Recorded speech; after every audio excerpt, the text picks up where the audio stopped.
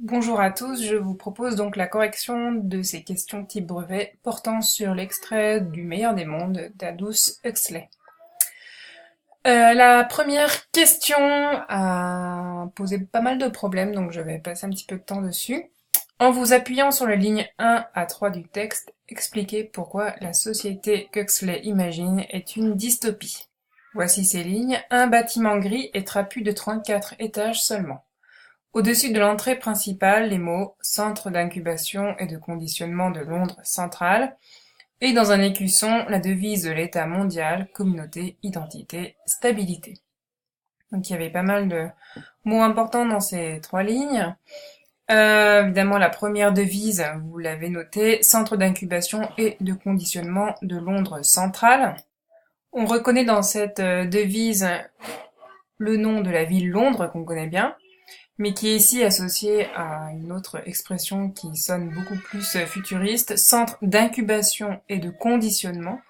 Donc ça veut dire qu'on est bien face à un laboratoire scientifique qui donc a pour vocation, on l'apprend dans la suite du texte, à fabriquer tout simplement des êtres humains. Dans la deuxième devise, on reconnaît trois mots importants également. Communauté, identité, stabilité. Et l'identité, ce qui est censé donc définir l'individu, est ici encadré par la communauté. Donc on sent bien que c'est une société dans laquelle il est important de s'intégrer dans la communauté et que la logique du groupe va finalement prédominer.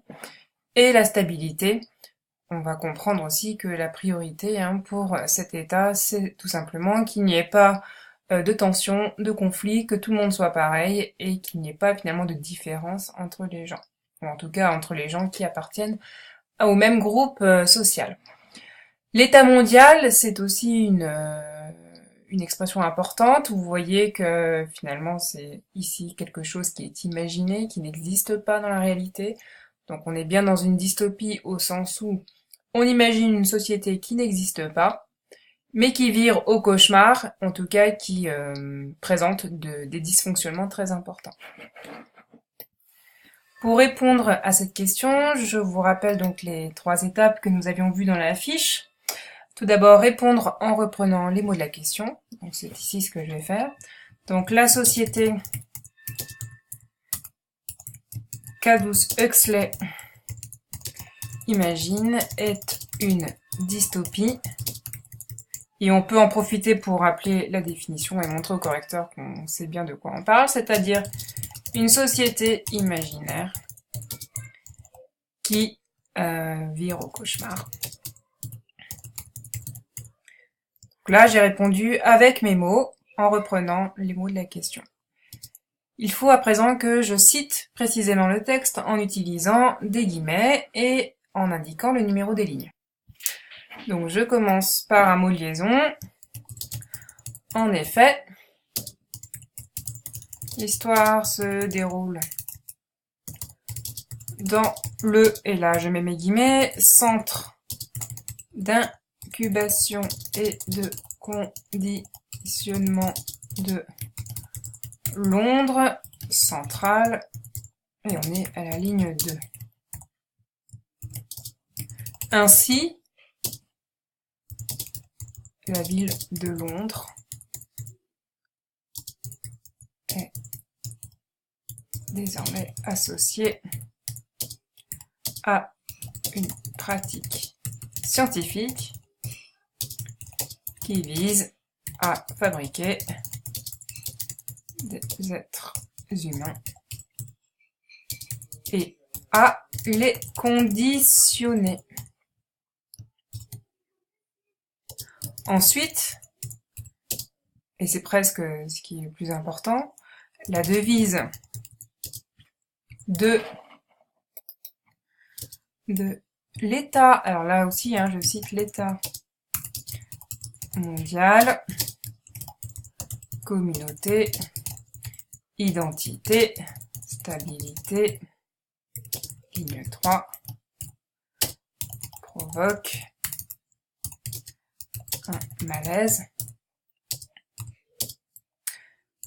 Ce qui définit l'individu, son identité, est en quelque sorte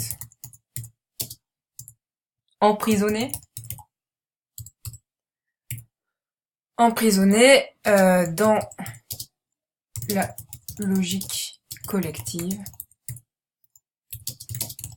communauté et la stabilité du groupe. Le caractère mondial de l'État suppose finalement une centralisation extrême des pouvoirs. Évidemment, dans les dystopies, généralement, les sociétés sont extrêmement contrôlées et surveillées, et cette centralisation extrême procure finalement des conditions idéales pour ce contrôle et cette sécurisation totalitaire finalement. Mais déjà, si vous mettiez, voilà, ces deux citations-là, et si surtout vous expliquez pourquoi ces citations, pourquoi ces expressions nous rendent mal à l'aise et montrent que cette société est dystopique, vous aviez les deux points. Vous pouviez également rajouter peut-être que le côté de la devise, le côté tripartite, communauté, identité, stabilité, fait penser peut-être à la devise de l'État pétainiste, travail, famille, patrie, ça vous le savez grâce au cours d'histoire. Et évidemment, ce rythme ternaire peut évidemment nous rappeler ces heures sombres de l'histoire de France et le totalitarisme de la Deuxième Guerre mondiale. Bon, ça, c'était en bonus. Quel est le point de vue adopté dans ce texte? Donc là, ça renvoyait à la leçon sur les points de vue narratifs qu'on avait vu juste en début de semaine, donc soit omniscient, soit interne, soit externe. Là, je vous renvoie à la fiche. La réponse attendue était le point de vue omniscient, même si j'acceptais à la limite le point de vue externe pour des raisons que je vais vous exposer.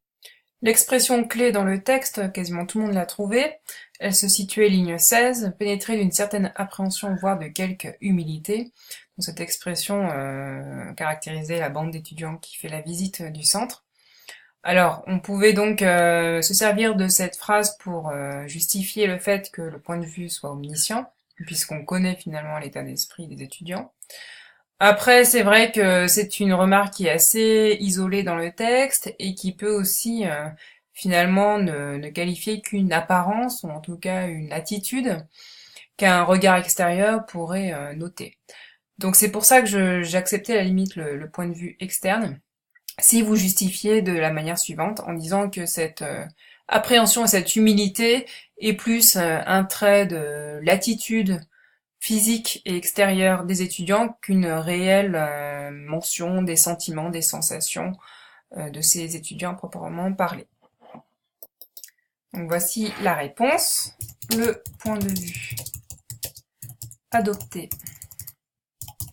dans ce texte est omniscient. En effet, on apprend que les étudiants sont, et là je cite avec les pénétrés d'une certaine appréhension, voire de quelque humilité.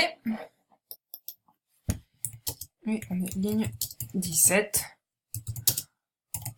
On connaît donc leurs émotions et leurs ressentis. Question 3. Relever les champs lexicaux des lignes 4, 10. C'était sur 2 points. C'est une question qui a été mal traitée dans l'ensemble. Je vous rappelle que toutes les réponses doivent être rédigées, y compris lorsque vous devez faire des relevés. Donc il faut absolument faire des phrases complètes. Donc dans ce passage, on avait plusieurs champs lexicaux. On avait celui de la chaleur, avec notamment l'expression chaleur tropicale, qui règne donc dans la pièce.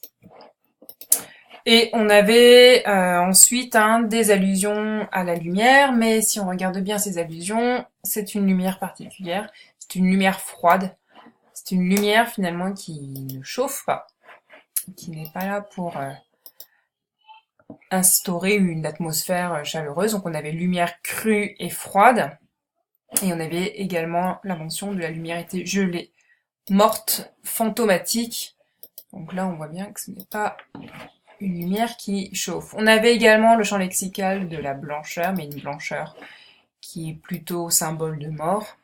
Donc ici avec les travailleurs donc, qui portent des blouses blanches, le caoutchouc est pâle, et enfin cadavérique, qui évidemment fait allusion directement à la mort. Le champ lexical de la chaleur, on avait substance riche et vivante, qui a donc clôturé ce passage. Mais on voit bien que les allusions à la chaleur, finalement, elles sont limitées.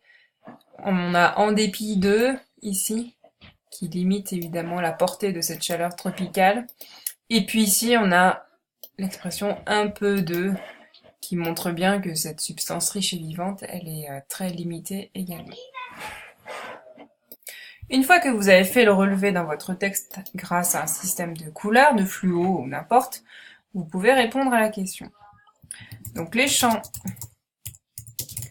lexicaux dans ce passage sont les suivants. Donc la chaleur, et on a, entre parenthèses, chaleur tropicale.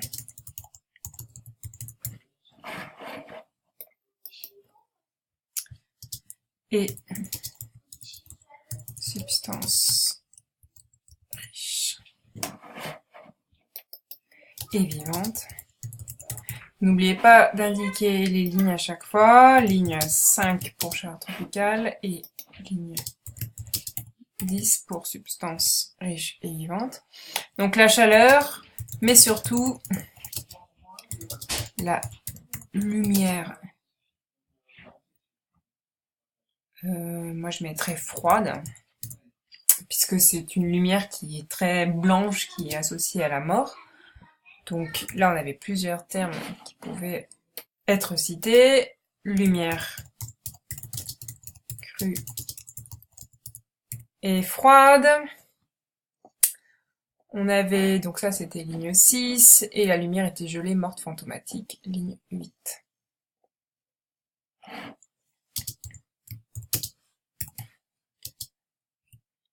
La lumière était gelée, froide, fantomatique, ligne 10.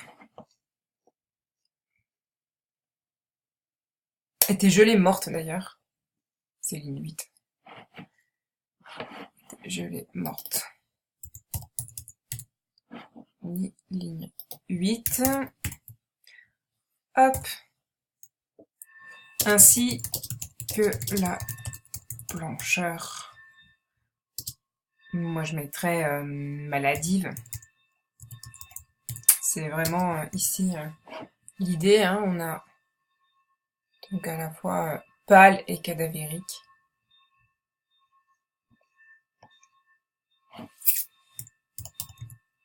Pâle et cadavérique. Et donc les lignes, c'est ligne 7.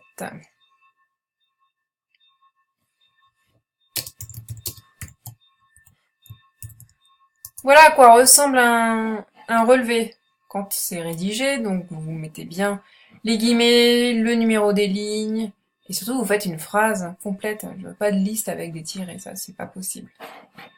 Quel est l'effet recherché par le narrateur dans ce passage? Alors vous êtes assez nombreux à m'avoir dit qu'il voulait qu'on se sente finalement comme si on était parmi ces étudiants dans cette pièce. Donc ça c'est vrai, ça nous permet de connaître l'atmosphère. Mais il créait principalement un contraste. Pourquoi? Parce que cette salle, elle est destinée à donner la vie. En tout cas, c'est l'objectif des équipes qui travaillent dans cette salle. Et finalement, on y sent plutôt la mort que la vie. Et c'est pour cette raison qu'on peut parler de contraste. C'est un contraste très très fort. Donc, le narrateur cherche à créer un contraste entre la fonction de cette salle, qui est de donner la vie, et l'atmosphère de mort